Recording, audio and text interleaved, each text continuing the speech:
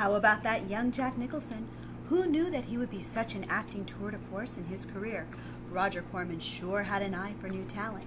And speaking of talent, few in the music industry have shown the longevity and creativity of our special musical guest, the one, the only, Ogre of Skinny Puppy.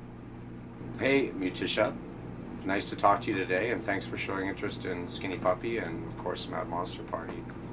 All of your fans want to know where you draw your creativity and your inspiration from for your live shows.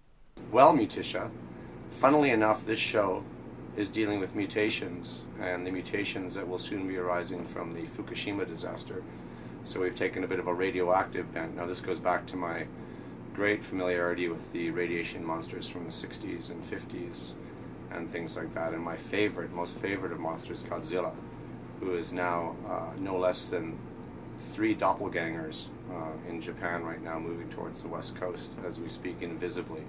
So a lot of what I do comes from both my own past, which was somewhat abusive, and my desire to kind of learn and go between the lines of the mainstream media and what's being obfuscated and hidden away from us. And these dangers are truly monstrous in a lot of ways, and have kind of inspired me, be it environmental or the treatment of non-human apes, animals, things like that, to environmental disasters that have been certainly building in momentum as the years have gone on for my 30-year career. So there's a vast amount of inspiration. I think the only time I didn't have any inspiration was when Clinton was in office, and that was when the band had taken a bit of a hiatus. But once Bush came back in, the doors were flooding again, and Pandora's box was open. So a lot of it comes from that, and also from my great love for monsters, makeup,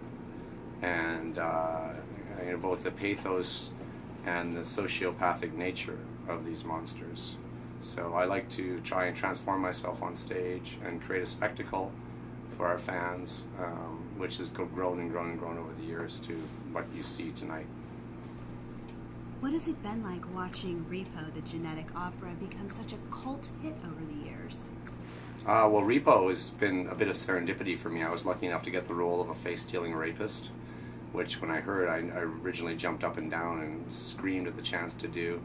I'm very surprised that it has become the cult classic it has, and obviously very glad it has. I mean, I think Darren Bousman and Terence Zunich, who wrote the original, wrote the screenplay to Repo, and Terence Zunich, who wrote the original play for Repo, deserve a great amount of credit for the amount of kind of moxie they had in pulling it off and making it happen. And it was very ground roots in the sense that they took it around via theaters and did kind of a roadshow, much in the same way that we do this spectacle, and took it to city and sold it to everybody, and kind of created the cult following that it has right now. And a cult following, anything, only exists if you have a connection with your fans, and Repo certainly has that as well. The very eclectic cast that we had on the shoot was, I think, one of the things that is propelling it now into kind of that cult legendary status. It was just wonderful to work with Sarah Brightman, who my ex-wife's mom was a huge fan of, Paris Hilton, Anthony Head, of course my bud Bill Moseley, who's amazing, who when I was younger I giddied to while watching him do Chop Top and Texas Chainsaw 2, and who else is in it? Of course Paul Sorvino, our father. I never thought I would have a chance to work with someone of that caliber. So for me, it was probably one of my top 5 experiences in the world, being able to go into a makeup chair. I'd read in monster magazines, especially Famous Monsters of Filmland, from our favorite genre leader, Forrest J. Ackerman, rest in peace and bless his heart, who gave me as a child great insight into makeup and monsters, and especially when Planet of the Apes came out, I was completely engrossed with the idea of prosthetics.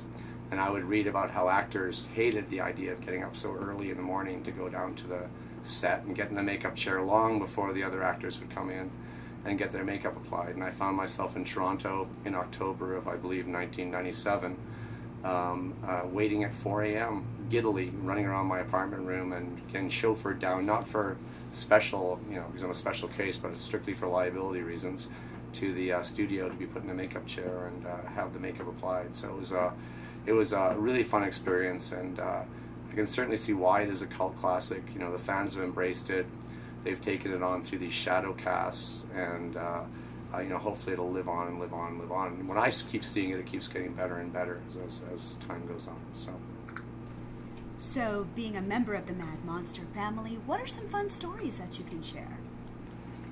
Well, Mad Monster is kind of a unique convention in a lot of ways, where they actually try and create content and unique experiences for people while they're there. So I've had nothing but fun with the Mad Monster group, and with Eben, Jomo, and all the people that work with Mad Monster. I've had nothing but, it's almost like, to me, my second family within this convention world. I think one of my favorite nights was working with Rob Zabrecki, and we judged not a talent show, but a costume contest, and somewhat of a talent show too. But having him do it, we kind of did it the opposite way of what most people would do. We ended up asking the most benign and gentlest of questions, not horrific questions, but just offbeat questions, because he does kind of a Dadaist. I should kind of paraphrase that. Rob Zabrecki is a magician who works at the Magic Castle, who does now he does the seances at the Magic Castle. He's taken over from the 60 some odd year old gentleman who used to do the seances, and his magic show is based more on Dadaist aspects in art. So one of the things I loved was he came on, he brought a box with him, came into the audience, immediately went over to somebody in the front row, this woman, handed her the box and said, "Hold on to this box, don't do anything, just hold it, don't touch it, don't open it, just hold it." And he started doing his act, and varying times throughout the act, he said, "You still holding it? Is it okay? Anything move? Okay, hold that box, don't open it."